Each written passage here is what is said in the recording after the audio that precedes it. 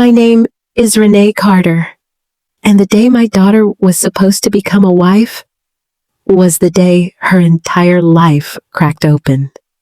I had been awake since 4 a.m., not because I was nervous, because I was grateful.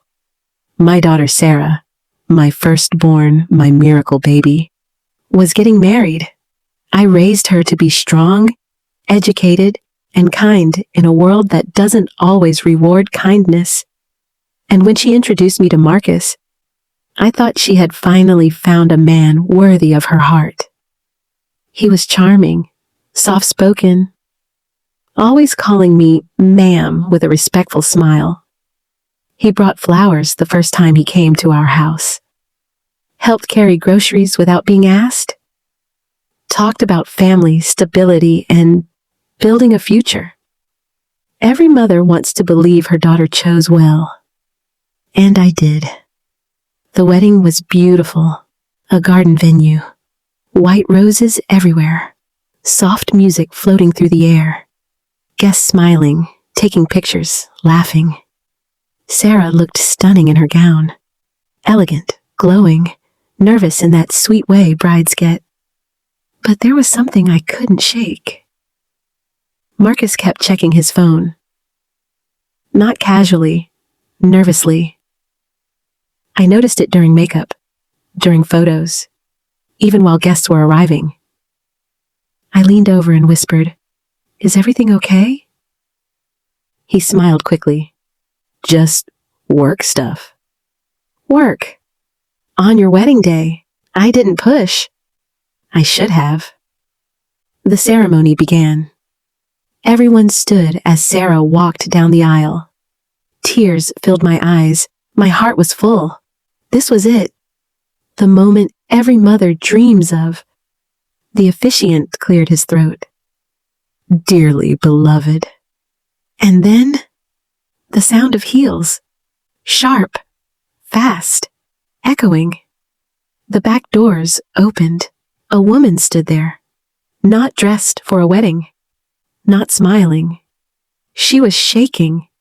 Her mascara streaked down her face. Her hands were clenched into fists, like she was holding herself together by force. Every head turned. Marcus went pale. I watched my future son-in-law's face drain of color, and in that moment, I knew. The woman walked straight down the aisle, not toward Sarah, toward Marcus. And then she said, "I'm sorry." Her voice broke, loud enough for everyone to hear. "But I can't let you lie anymore." The room exploded in whispers. "What is happening? Who is she? Oh my God." Sarah turned toward Marcus, confused. "Marcus," she whispered. The woman swallowed hard and said the words that changed everything. "He's been with me for 3 years. He told me you were just for show. He promised me he'd leave you after the wedding." Silence, the kind that screams. Sarah's bouquet slipped from her hands. I stood up so fast my chair fell backward. Marcus opened his mouth, but no sound came out.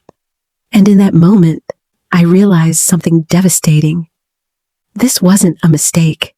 This wasn't confusion. This was a double life, and my daughter was standing at the altar, about to marry a lie. The woman at the back of the aisle took another step forward.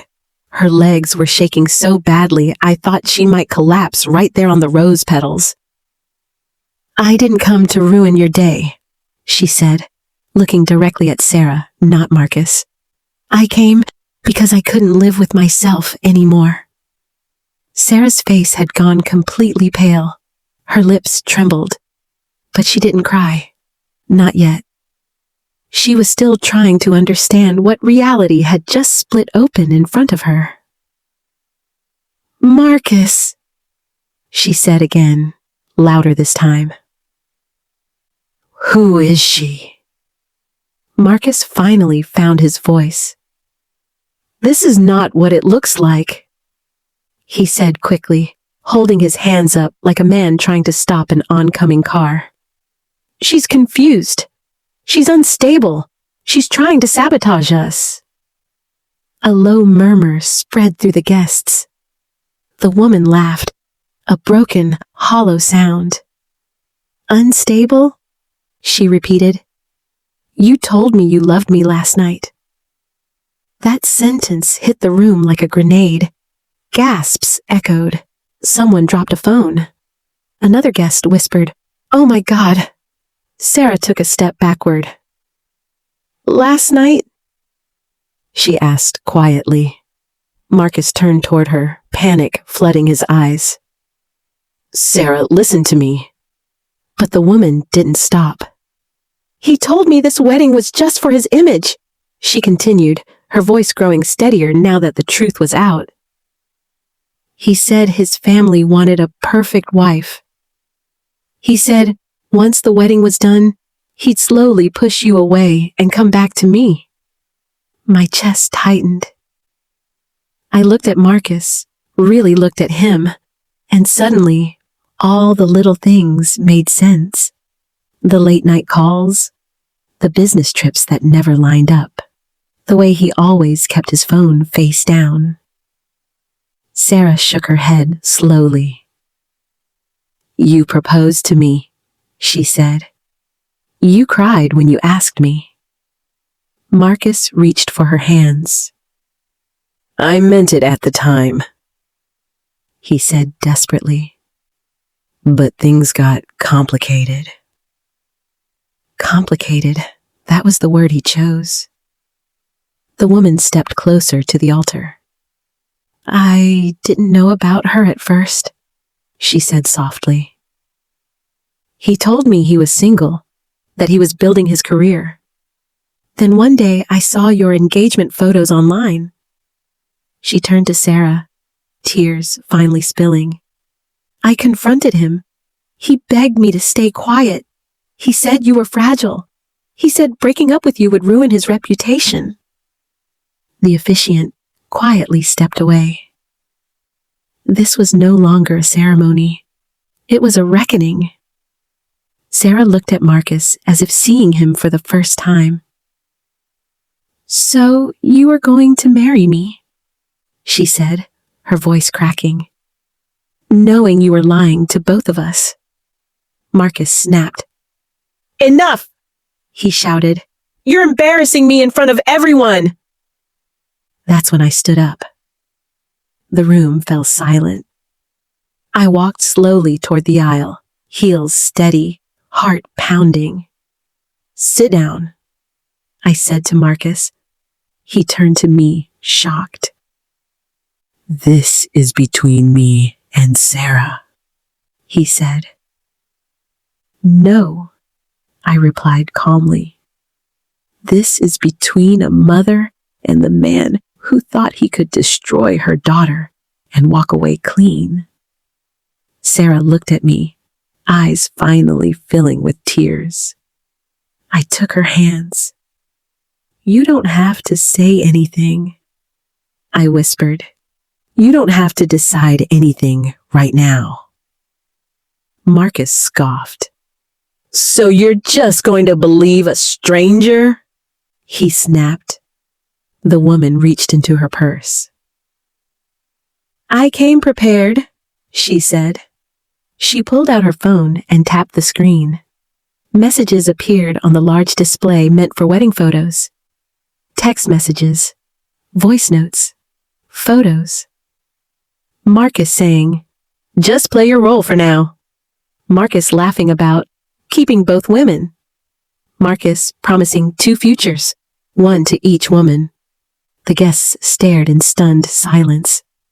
Sarah let go of my hands. She walked to the center of the aisle. She took a deep breath. And then she said the words Marcus never expected to hear. This wedding is over. Marcus froze. You can't be serious, he said. Sarah removed the engagement ring from her finger. I will not marry a man who thinks love is a performance, she said clearly. And I will not become someone's sacrifice for their image. She placed the ring on the altar. The woman at the back of the aisle let out a sob of relief. Marcus lunged forward. Sarah, wait! Security stepped in.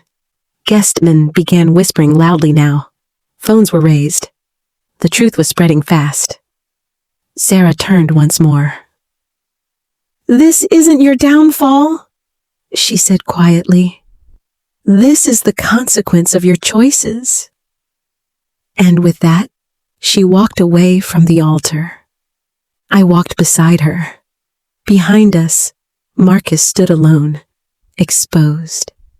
His perfect day shattered by the very lies he thought would protect him. And as we stepped outside into the sunlight, I knew one thing for certain. This disaster didn't end my daughter's life. It saved it. The air outside the venue felt unreal, too bright, too calm for what had just happened inside. Sarah stood perfectly still on the stone pathway, her wedding dress brushing the ground, her veil fluttering in the breeze.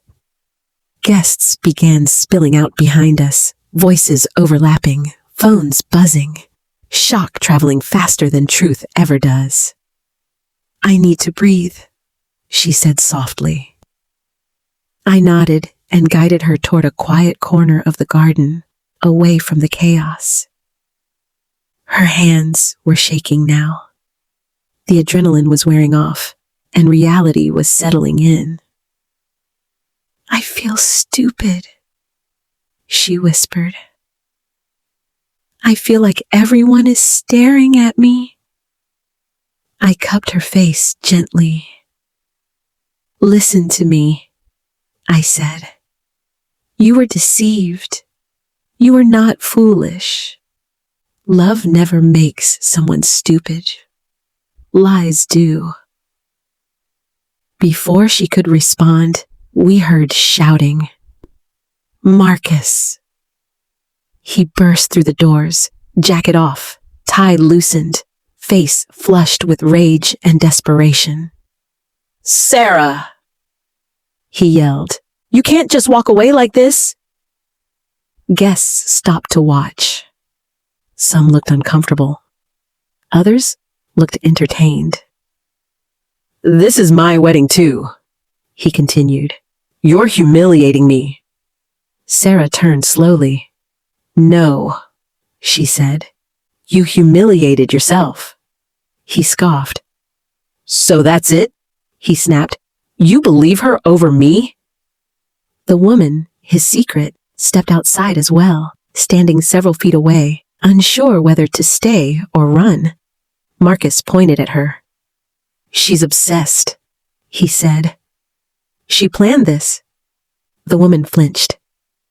I have screenshots, she said quietly. I have dates, locations, voice notes. Marcus rounded on her. You ruined my life, he shouted. I stepped between them. No, I said firmly. You ruined your own life when you decided to live two of them. Marcus laughed bitterly. So what now? He said, spreading his arms. You think you can just walk away clean? Sarah took a breath. I'm walking away honest, she replied. That's cleaner than anything you've ever been. Marcus's phone buzzed. He ignored it. It buzzed again and again. Finally, he glanced down and his face changed. What is it? I asked. He swallowed. My brother, he muttered. And my mother. He looked up, panic setting in. They're asking what happened. People are posting already. Of course they were. Someone had live-streamed the confrontation. Someone always does. Sarah's name was already trending in group chats, family threads, social media circles. But not as a joke, as the woman who walked away. Marcus took a step closer to Sarah, lowering his voice. "Please," he said. "Let's go inside. We'll talk. We can fix this." Sarah shook her head. "There's nothing to fix," she said. "There's only something to accept." She reached up and removed her veil. Then slowly, deliberately, she handed it to him. "Give this to whoever you were really planning to marry." Marcus stared at the veil in his hands like it was evidence of a crime. The woman he'd lied to for years stepped forward. "I didn't come here to win," she said. "I came here to stop lying to myself." She turned to Sarah. "I'm sorry," she added. "I didn't know how else to end it." Sarah nodded once. "Neither of us deserve this," she said. Then the woman walked away. No drama, no shouting, just truth. Marcus stood alone. Guests were dispersing now, whispers trailing behind them like smoke. Some shook their heads at him. Some avoided his eyes entirely. His phone rang again. This time, he answered. "What?" he barked. I watched his shoulders sag as he listened. His mother was screaming on the other end. His brother had seen the video. His job, one that prized family values, was calling. Consequences were arriving faster than excuses. He hung up and looked at Sarah one last time. "You didn't have to destroy me," he said bitterly. Sarah's voice was calm, steady. "I didn't destroy you," she replied. "I just stopped protecting you." She turned to me. "Can we go home?" I wrapped my arm around her shoulders. "Yes," I said. "Let's go home." As we walked away, I didn't look back. Because behind us wasn't a man who'd lost his bride. It was a man finally facing the weight of his own lies. The ride home was silent. Not the uncomfortable kind, the heavy kind. Sarah sat by the window, still in her wedding dress, watching trees and traffic lights blur past. Her makeup had held, but her eyes looked older somehow, like something fragile had cracked and let reality rush in. "I don't know what to do next," she finally said. "That's okay," I replied. "You don't have to know today." When we reached the house, neighbors peeked through curtains. News travels fast in quiet streets. Someone had already posted screenshots. Someone else had tagged Sarah in a video clip titled, "Bride calls off wedding after secret girlfriend appears." I took her phone gently. "Tonight," I said, "you don't read anything." Inside, I helped her out of the dress. We folded it carefully and placed it back in its box, not as a symbol of failure, but of escape. She sat on the bed and finally cried. Not loud, not dramatic, just tears sliding down silently, one after another. "I loved him," she whispered. "I planned my whole life around him." I sat beside her. "And now you get to plan it around yourself." That night, her phone didn't stop vibrating. Marcus, his mother, his aunt, numbers we didn't recognize. By morning, messages had shifted from apologies to pressure. "You embarrassed our family. Marriage isn't perfect. You should forgive. Why couldn't you handle this privately?" Sarah stared at one message for a long time. "They're angry at me," she said. "Not at him." I nodded. "They always are."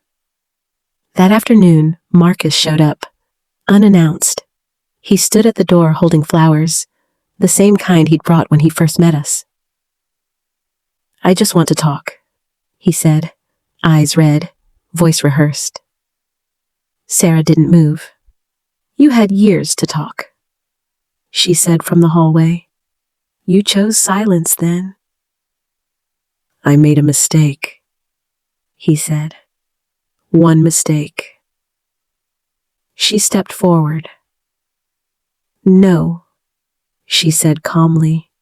You made a lifestyle. He reached out. I'll do therapy. I'll cut her off. I'll do anything. I watched my daughter straighten her back. I'm not interested in fixing someone who broke me on purpose, she said. And I won't spend my life wondering who else you're lying to. Marcus's face hardened. So you're really throwing everything away? She met his eyes. I'm choosing myself. He left without another word. Weeks passed. The venue refunded part of the cost. Friends brought food. Sarah went quiet for a while. Then slowly, she started coming back to life. She returned to work. She cut her hair. She started saying no without apologizing. One evening, she sat across from me at the kitchen table. You know, she said, if she hadn't walked in that day, I would have married him. I swallowed. And that scares me more than the humiliation ever did. I reached for her hand. Sometimes, I said softly, the truth arrives dressed as disaster. Sarah smiled faintly. And sometimes, she replied, it arrives just in time. The world didn't stop after the wedding disaster. It shifted. At first, Sarah thought the humiliation would swallow her whole. Every time she walked into a grocery store or scrolled her phone, she braced herself, waiting for whispers, stares, pity. But something unexpected happened. People weren't laughing. They were respecting her. Women she barely knew sent messages. I wish I'd had your courage. You saved yourself. I stayed. And I regret it. Even some of Marcus's co-workers reached out quietly, apologizing for what she'd been put through. Marcus, on the other hand, was unraveling. His job placed him on temporary leave, pending an internal review. The company had strict policies about public conduct and integrity. The viral video didn't help. Sponsors pulled back. Professional contacts stopped returning his calls. Invitations disappeared. He went from being the groom everyone admired to the man everyone avoided. One evening, Sarah came home later than usual. She looked lighter, stronger. I signed up for a solo trip, she said casually, pouring herself tea. I blinked. A trip? Just me? She smiled. No explaining, no proving, just breathing. That's when I knew. She wasn't recovering. She was transforming. A few days later, Marcus tried again. This time, not with flowers, but with anger. You ruined me, he said over the phone. You let that woman humiliate me. Sarah listened quietly. Then she said, No, I stopped lying for you. He scoffed. You think you're better than me now? She paused. I think I'm finally honest with myself. And she hung up. For good. That night, she blocked his number, blocked his family, blocked anyone who tried to rewrite history. The silence that followed wasn't lonely. It was peaceful. Sarah stood in the mirror before bed and whispered something I'd never forget. I didn't lose a husband. I lost a future that was never real. And for the first time since that wedding day, She slept through the night. 3 years passed. Not loudly, not dramatically, just steadily. Sarah moved to a new city. Not because she was running, but because she wanted space where no one knew her as the bride whose wedding exploded. In that new place, she introduced herself simply as Sarah. No backstory, no explanations. She found work at a nonprofit that supported women rebuilding their lives after betrayal and abuse. At first, she stayed quiet in meetings, listening more than speaking. But when she did speak, people leaned in. There was something in her voice, calm, grounded, unshakable. Pain had sharpened her, not broken her. She cut her hair shorter, started running in the mornings, learned how to enjoy dinner alone without checking her phone. And slowly, she stopped flinching when her past crossed her mind. Marcus tried to reappear. At first, it was subtle. LinkedIn profile views, mutual friends asking questions, messages that started with, "I hope you're well." Sarah ignored all of it. Then, one afternoon, a message slipped through an old email account she barely used. "I've changed. I've lost everything. I think about you every day." She read it once, then archived it, because while Marcus was still explaining himself, Sarah had already rewritten her life. That same year, she was invited to speak at a regional conference. Not about heartbreak, but about boundaries, about recognizing red flags, about trusting intuition even when love tries to silence it. After her talk, a young woman approached her with tears in her eyes. "I'm calling off my engagement," she whispered. "I saw the signs, and I remembered your story." Sarah hugged her. In that moment, she understood something deeply. Her wedding day hadn't ended a life. It had started a legacy. One evening, as we sat together on her balcony, watching the city lights blink on, she said something I'll never forget. "If she hadn't walked in that day," Sarah said softly, "I would have married a lie." She looked at me and smiled. Not the fragile smile of survival, but the steady smile of someone whole. "I didn't lose a husband," she said again. "I gained myself, and I knew then." The story wasn't over yet, because the past has a way of knocking, right when you think you're finally free.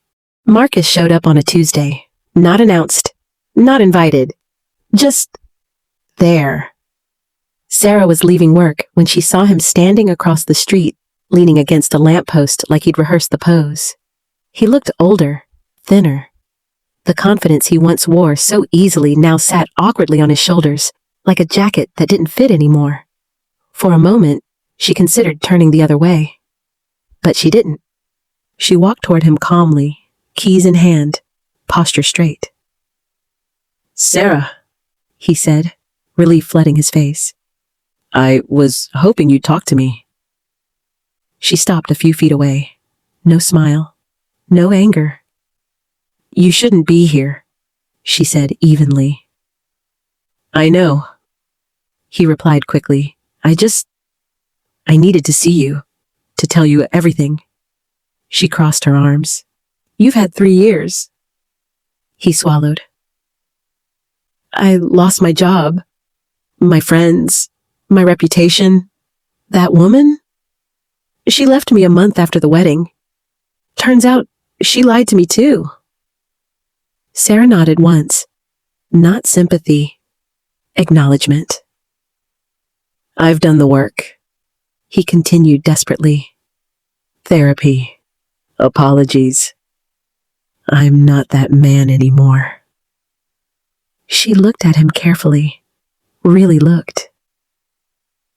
"You're still talking about yourself," she said quietly. That landed. He opened his mouth, then closed it. I didn't come for closure. He tried again. I came because I still love you. For the first time, Sarah felt something rise in her chest. Not pain, not longing, clarity. Marcus, she said gently, the man I loved never existed. His face crumpled. That wedding day, she continued, wasn't the worst day of my life. It was the day I stopped betraying myself. She stepped back. Please, don't come here again. He reached out instinctively, but stopped himself. I just want one more chance, he whispered. Sarah shook her head. You already had it, she said, and you gave it away. She turned and walked to her car. This time, she didn't look back. Marcus stood there long after she drove away, realizing too late that remorse doesn't reopen doors that honesty once closed. That night, Sarah slept peacefully. No dreams of the past, no ghosts, only the quiet certainty that some endings are final and some freedom is permanent. 5 years after the wedding, that never happened. Sarah stood in a room filled with quiet applause. Not loud, not dramatic, real. She had just been appointed Director of Community Outreach for a national organization that supported women rebuilding their lives after betrayal, emotional abuse, and broken trust. The same women she once sat beside in silence now listened to her with hope. I watched from the back of the room, my heart full. After the ceremony, someone asked her the question everyone always asked. Do you ever regret how it ended? Sarah smiled, not sadly, not defensively, honestly. No, she said, because if it hadn't ended that way, I would have spent my life shrinking to make someone else comfortable. Later that evening, we walked together under string lights outside the building. The city hummed softly around us. You know, she said, for a long time, I thought forgiveness meant letting him back in. She stopped walking and looked at me. But forgiveness, she continued, was letting myself move forward without dragging his shadow behind me. She never married again, not because she was afraid, but because she was complete. She traveled. She mentored young women. She laughed easily again. And every year, on the anniversary of that almost wedding, she did something symbolic. She took the dress she never wore, not to mourn it, but to remember. Not the betrayal, the awakening. One afternoon, years later, a letter arrived. No return address, just a single line inside.